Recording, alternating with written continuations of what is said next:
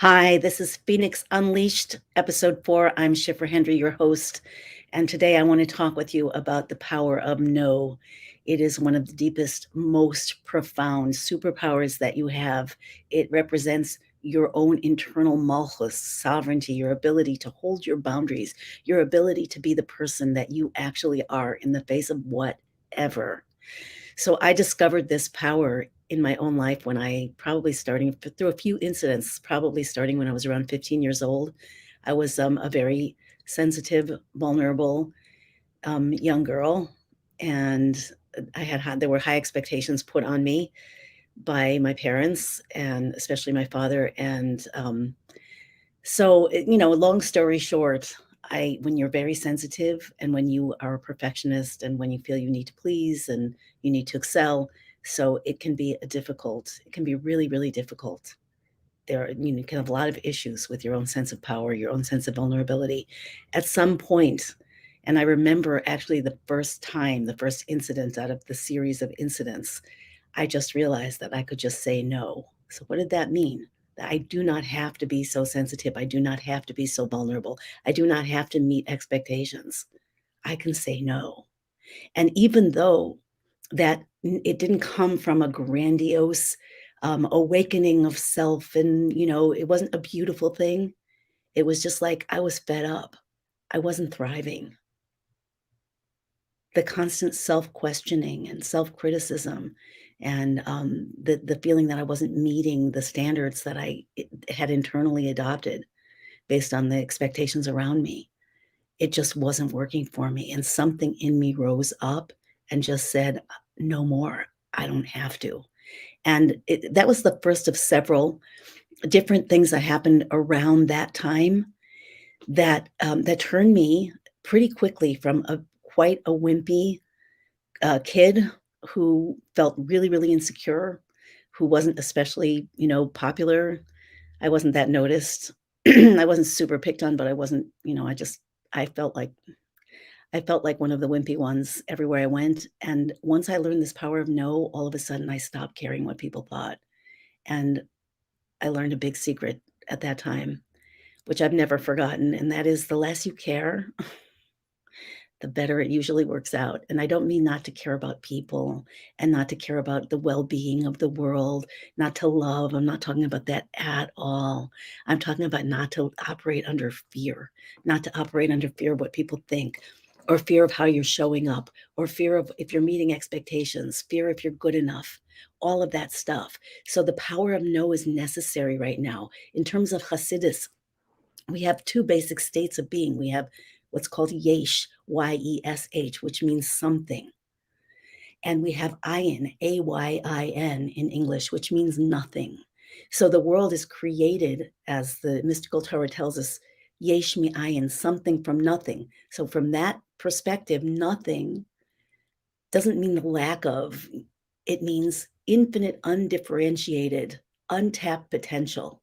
And it is from that ayin, from that infinite potential that hasn't taken form, that your superpower to resist everything that compels you in a direction that you don't want to go in,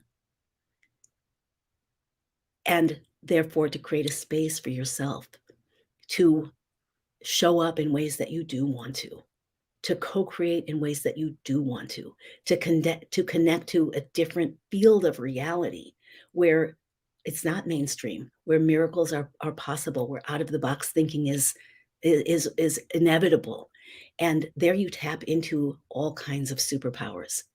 There you can become a partner in creation. So in our times, what we're going through now, there's a tremendous growing effort, pressure, tremendous pressure designed to make everybody buckle down and say, yes, okay, whatever you say, I'll do it. I'll comply. I have to. I have no choice. There's a fear that's being, as I've said many times, weaponized against all of humanity, every human being, each one of us individually, all of us collectively, to make us say yes, just to make us say yes. And the more that we are um, triggered by that fear, and the more that we're feeling that sensitivity, that that vulnerability that comes with being a human, And that's part of how fear is weaponized. Fear is weaponized by triggering that inner sense of vulnerability of I'm not safe. The world's not safe. Something terrifying is happening to me and around me. There's a threat that never stops. Somebody must save me. Okay, yes, whatever you say. Yes. And I'm telling you that that is the serpent in disguise. That is a false narrative being foisted upon us. Yes, in a certain sense, in many ways, the world is, from one perspective, not safe. On the other hand, we are eternal. And not only that we are eternal, but we are moving into a phase of evolutionary creation. We are moving into a new epoch, a new era where that eternal nature of our being isn't only going to be expressed by our souls, experienced by our souls, but by the souls in the bodies. Physicality, the body will no longer be subject to planned obsolescence. This is a promise of the blueprint for creation. This is the times that are being ushered in now. But in order to make that transition much more smoothly, maybe even to make it at all, we have to get over the attachment to the yesh. Like things have to look a certain way. Things used to look a certain way. Now they look so different and it doesn't feel good. I want to go back to the past. All of that is coming from the yesh, from the something level, from the something aspect, where the outside is what matters, where the form is what matters, and the form is what we believe in, and the form is what we operate under.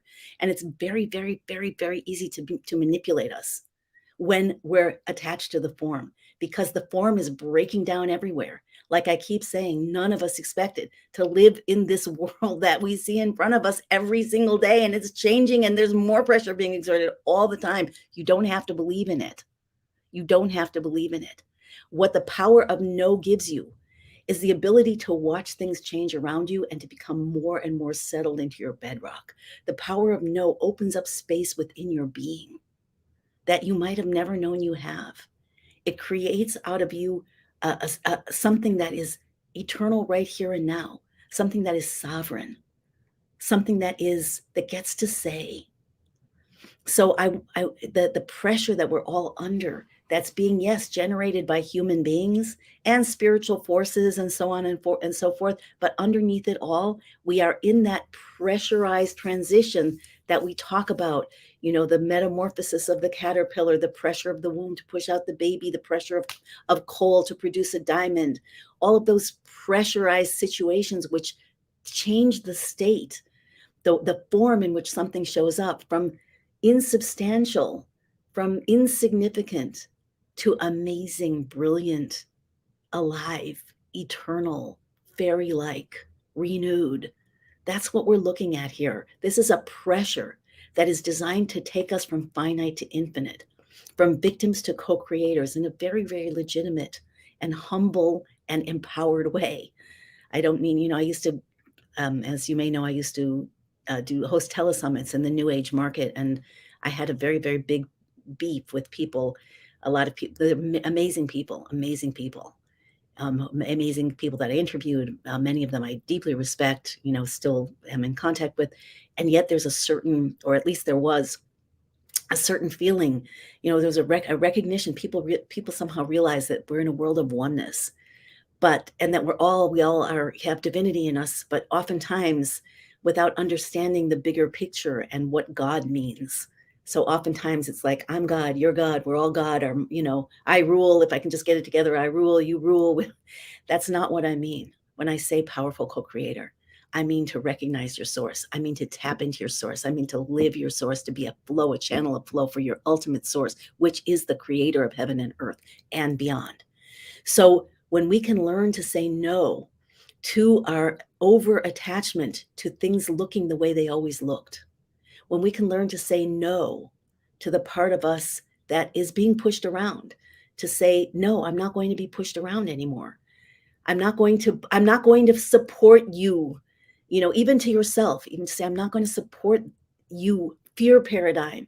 I'm going to give you some love, and we're going to go out and we're going to live, because we can say no to all of this. And even if you don't see what no does, and let me make it very real at this point, often we want things really, really deeply and we work for those things. And they can be relationships, it can be, financial, it can be a career, it can be something some kind of project or way of showing up that makes you feel purposeful and impactful. And oftentimes, maybe it's a book that you want to write or a conversation that you want to have or, a show that you want to start or a business a project you want to do. It doesn't matter what it is. Those things come from the soul.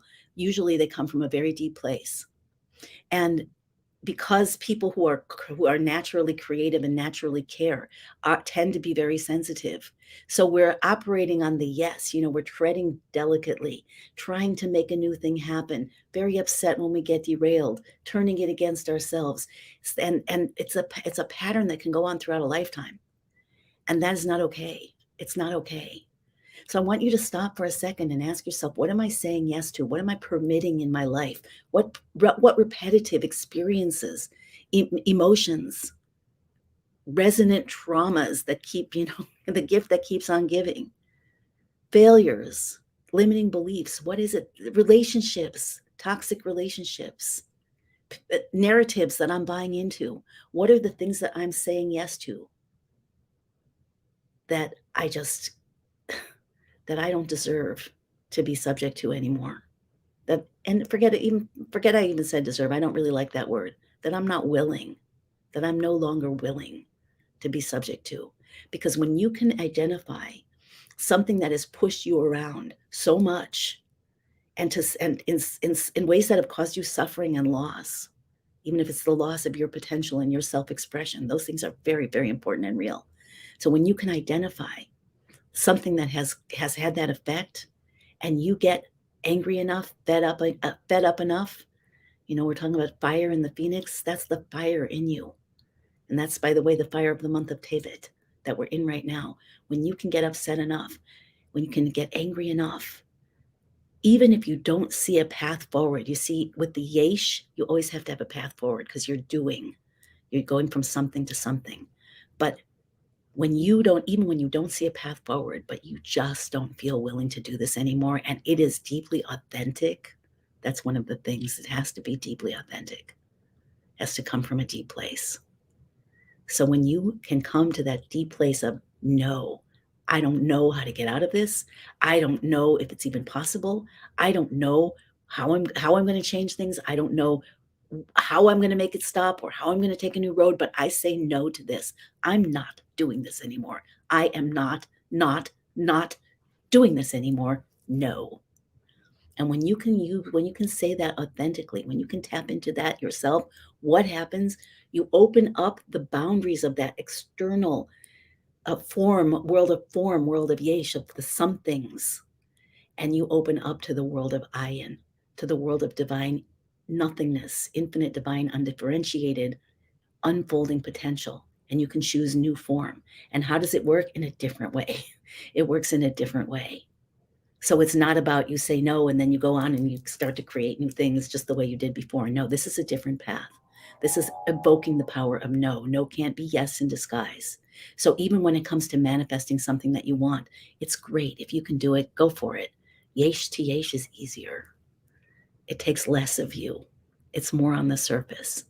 But if you find that you are in a situation that you can't resolve, whether it's the news coming toward you, whether it's fears being triggered, whether it's people around you misunderstanding you, whether you're afraid of your government, whatever it, or and whatever it is, and or whether you have, like I said before, something that you so long to experience, to shift, to change, to create, to accomplish, to achieve, and you haven't been able to, and you haven't been able to, and you haven't been able to, and you haven't been able to. And maybe it's in your health, and maybe, like I said, maybe it's in your relationships, maybe it's in something that has more to do with a project or a business. Doesn't matter what it is. But if you can find the point where you are no longer willing to play that game, you can drop your end of the rope and you can say no.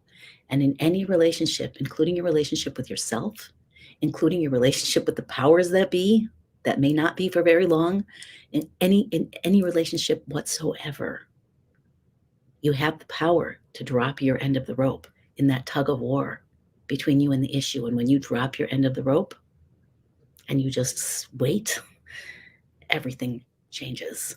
New doors open, and you evoke the power of your core.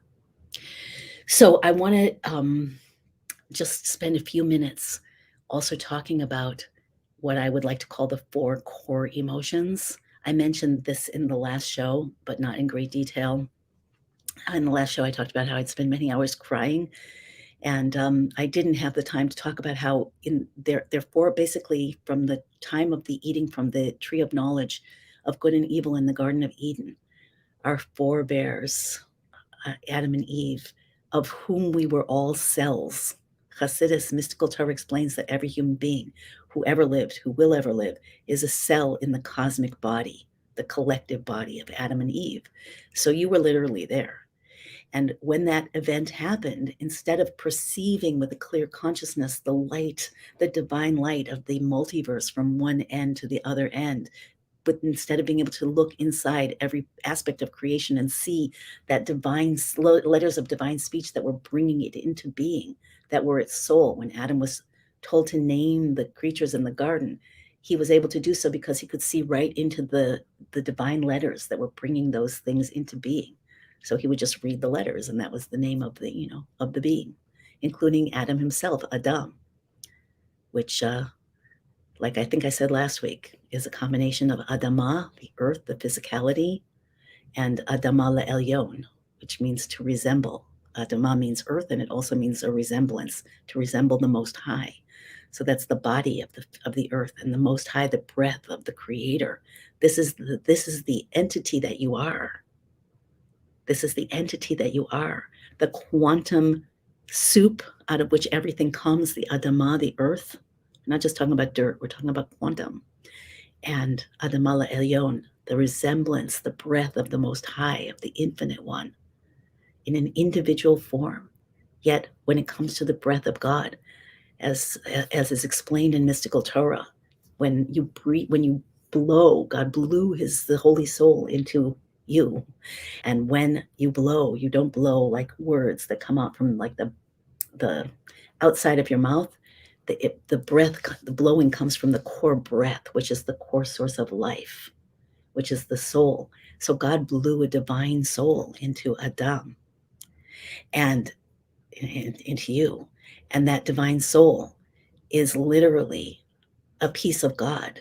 And it goes a little farther because it's God's essence. And when it comes to essence, it can't even be divided into pieces. So, what is that core of you that is in the form? And that's a question that we won't try to answer, because when we answer it, it's a yesh, it's just words. When we leave it with the question, it's an ayin. It's like, I don't know. What is that?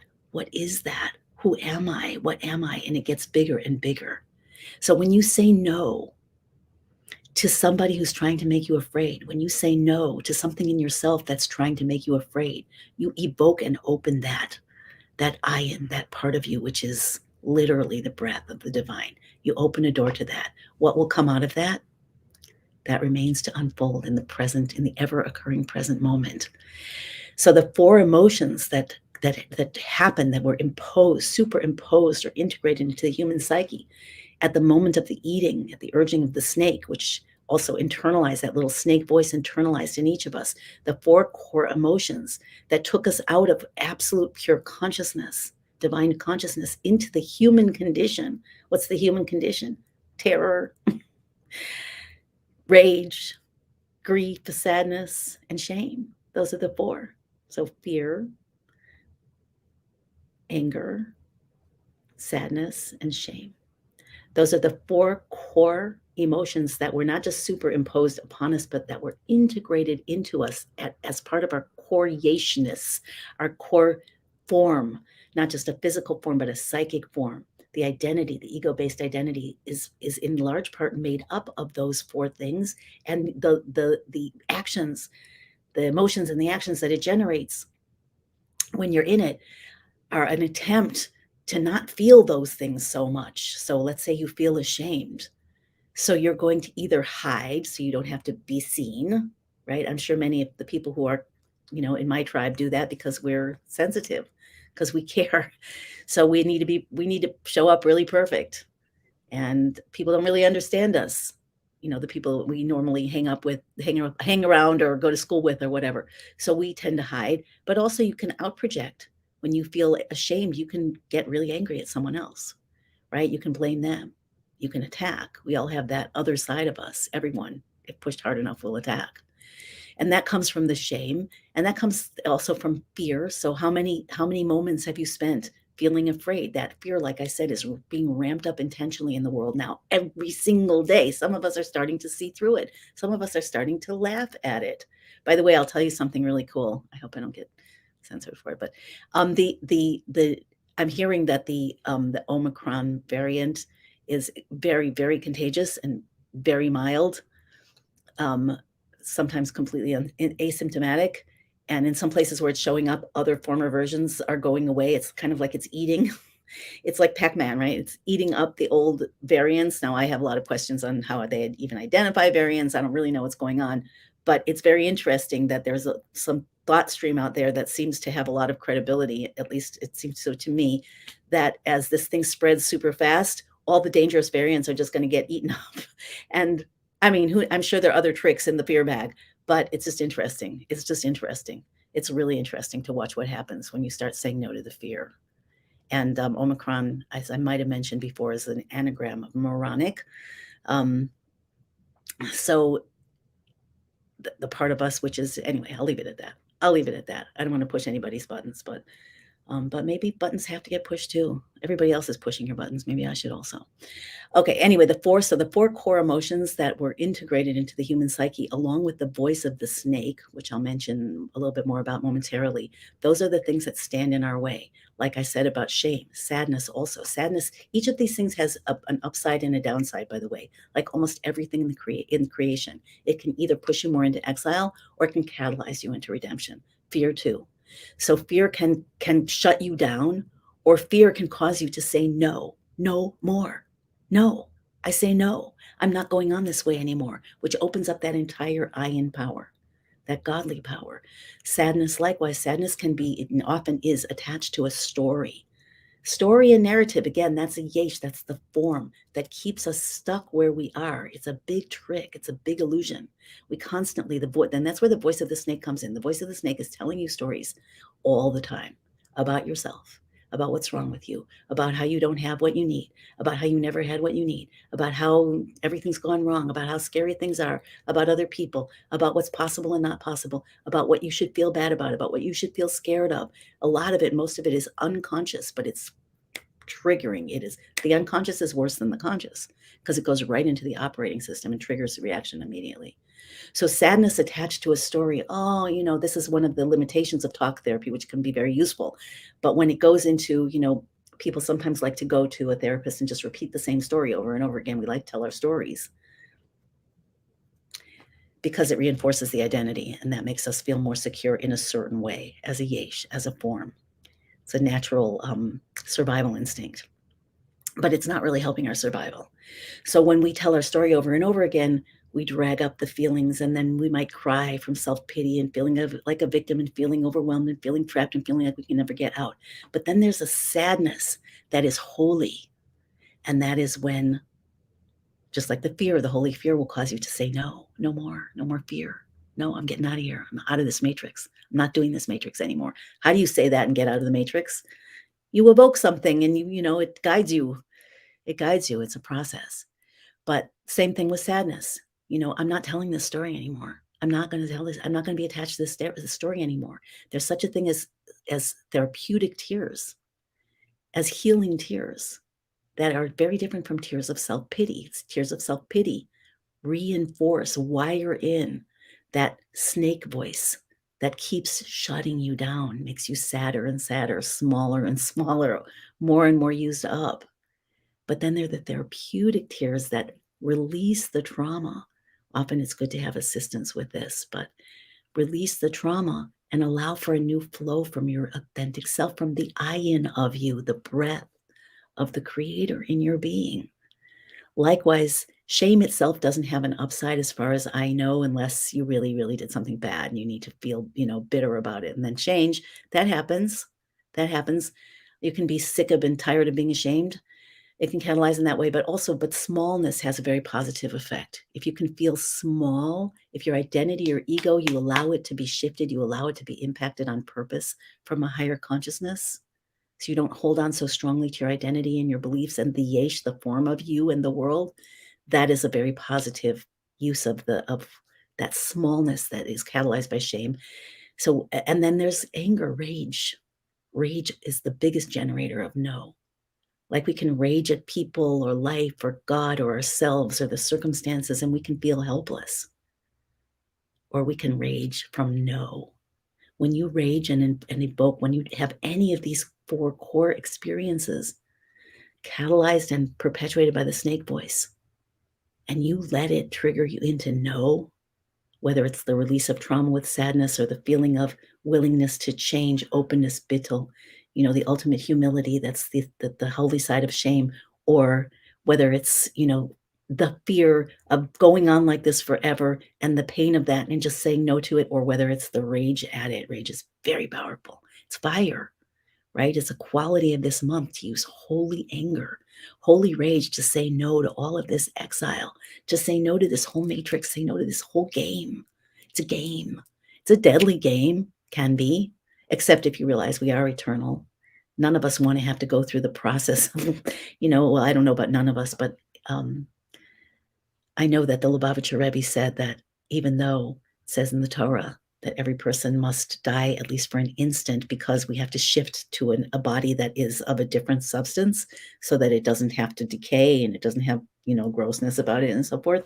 But he said if we can reach the level of nafshi, like we say in the end of one of the cardinal prayers in the Jewish faith of the Shmoneh Esrei, the 18 benedictions, if we can say, if we can reach the level that it describes at the end, nafshi ka'afar lakol tihiyeh, that let my soul be like dust, my life force, my identity be like dust to everything. In other words, malleable. If we can go back to quantum, let's say, in that sense, that kind of bittul of humility, of flexibility, of fluidity, of going for the ayin, what the no opens up rather than the form, sticking to the form, clinging to the form, resisting the change in the form. We can do that, the Rebbe said, then we don't have to actually die, even for an instant. So that's a hefty goal, and I take it very seriously. So the power of no is something that I would like to invite everybody to start looking at every single day. It's very connected with the phoenix. The phoenix, ultimately, the burning down of the phoenix is a complete negation of the form, not the core. Something of the phoenix remains. It doesn't die, it never dies. It's the only thing that never did die. So we need to evoke this phoenix power. We need to integrate that. We need to allow that to rise up from within us now, because we have that. That's part of our being, that eternal thing.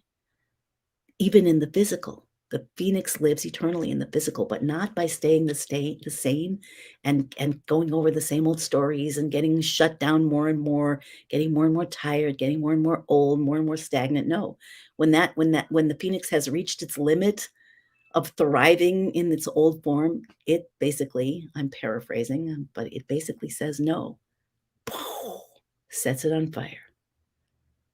And out of that fire comes a whole new accessibility, flow, openness, revelation of the divine life force, of the ayin, the holy nothingness, that then can translate into an entirely new form, an entirely new life. We're ready for an entirely new life. You are ready for an entirely new life. And if you say yes to that, great. You're resonating with it. And if you say no to that, that's just your old form. It's just because you're still feeling tired or you're overwhelmed or you're exhausted or you're afraid, and that's okay. How could you not be? Some of the most powerful forces in the universe are directed at you in order to trigger those core exile emotions. But you can become wise, and you can go as you are more and more wise and co-creative, in very short order, you can learn to shift from a state of desperation and despair to a state of renewal and power and joy. And it can happen like this. And usually it doesn't happen once, it happens, in leaps. So, because we are going from finite to infinite. So wherever you are, it's totally okay and it's totally divine. But become wise and learn how to use your phoenix power. Learn how to evoke to activate your holy fire and your power of no. And you will see that your life will become so different. And because we're all in it together, and we're so all in it together, my friends, we are so in it together. So you'll be a catalyst. You'll be a homeopathic vibrational resonant drop in the whole, bringing everything and everyone in the world up to a new level, open to that quantum renewal that the phoenix represents. So I don't want to forget to say, I should have said this at the beginning also, but if you would like hands-on training, interactive training, tools, coaching, to help you to do that, I'm offering that as a free gift. It was supposed to be this week, but because my husband and I had a little encounter with the coronavirus, so we postponed it till an even better time, which is January 2nd, the very beginning of 2022. 2022. 22 is a holy number, 20 is a holy number, and we are holy beings. So you can sign up for that at the URL that's scrolling underneath this video. It's www.gateofunity.com/soulfire. gateofunity.com/soulfire. Again, it's free. And I really encourage you to invite your friends, because when you are learning new things and when you're shifting with other people who are shifting, you're already creating a new community. You're creating a support system for you that makes what seems impossible very much more real. So I strongly encourage you to share this URL with people that you think would benefit. And if you would like to have more people see these videos, um, then please hit like, share the video, and comments are even better. I think I mentioned last week that that the various social media platforms evaluate how many people to show, how many people actually see material content based on the interaction of the people who are listening, the engagement. So every like is worth a certain number of engagement points. A share is worth a lot more engagement points. A comment is worth a lot of engagement points. So if you would like more engagement with the solution, if you'd like more engagement with a world without fear, if you'd like more engagement with a world with renewal rather than death, a world of good, a world of co-creative divine consciousness and light starting to flow from the ayin into the yesh. This is the world that's promised to us. The world is only allowed to exist because it's leading us there. Okay? So down with evil, up with good, down with terror, up with confidence, down with being stuck to a particular form, clinging to the past with all our might, past versions of ourselves, past failures, past whatever is in your way, past traumas, and up with allowing for the new unfolding I in that infinite divine potential. So like, share, and comment, and say no to all of it. Say no, I'm ready for something new and I'm done with this. And just, you don't know what to do next, sign up for the training and just keep saying it to yourself. You can say it to yourself 100 times a day. I don't know where the new door is, but I'm done. I'm done. I'm done. And every time you say I'm done and you say no, you're up against a wall. And if you're up against a wall long enough with an intention that you are not staying there anymore, I'm done with this matrix. I'm done with being manipulated. I'm done. No, no more. So a door will open. A door will open. It's guaranteed. Okay, mwah, lots of love, and I will see you next week, same time, same place. New world.